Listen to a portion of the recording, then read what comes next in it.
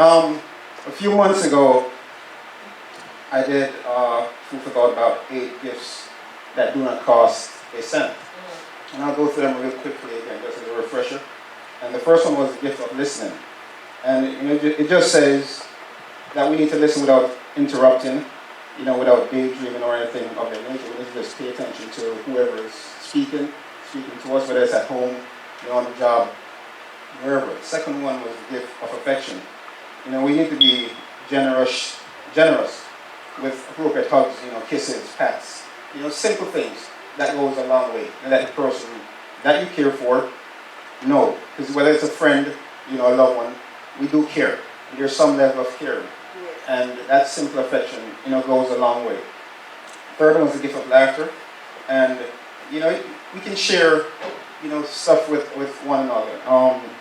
Being funny stories, cartoons, whatever. Just to get a laugh. Because laughter, as we know, it improves the facial muscles. And it makes you happy. It gives us that hormone in our body that keeps us, feeling alive.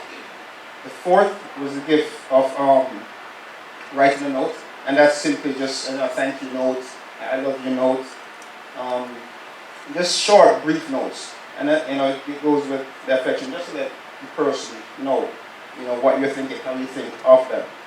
Then the fifth one was the gift of compliment, and just as I did with the choir, it's always good to let somebody know when they're doing good.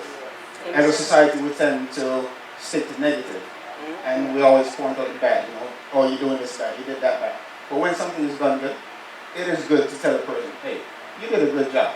As small as it is, it's a real good job.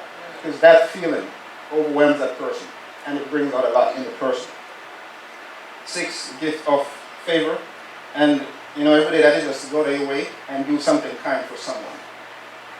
7 was the gift of solitude, and that is just to be sensitive, to those in times of grief, just to show that you care.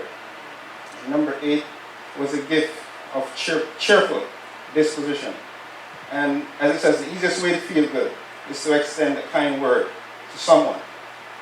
So we need to remember those 8 gifts and try and exercise them as much as we can, during our daily lives. Now I'll just switch to some more powerful gifts. And these gifts are the gifts of the Spirit. And number 1 is the word of wisdom. And this is a precious gift that Solomon asked for and received from God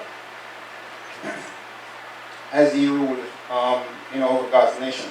It is always good to show wisdom. We're a unique being. And if you notice, God has created us with, many talents, many features, many capabilities. And we're all wise in our own way. And it's just to exercise that gift of wisdom. Second one is the gift of knowledge. And I've always said to my kids, use your brain, exercise your brain, think, go beyond what you think you can do. Always try and strive, for the best in everything that you do, right? Because mind, it's a powerful thing, and it's sad when we have individuals waste that talent, that knowledge, the power of being able to think, to teach, to remember things. So always, the younger ones as we grow up, always use your mind to your fullest. The third one is the gift of faith. And to master this gift, we have to believe that God is in control and will do all that we ask of Him at all times. The fourth one is the gift of healing. And a lot of times we think that gift is given only to pastors, ministers, people of that nature. But it is such a controversial gift. But as long as you have faith and believe deeply in God, you can also heal.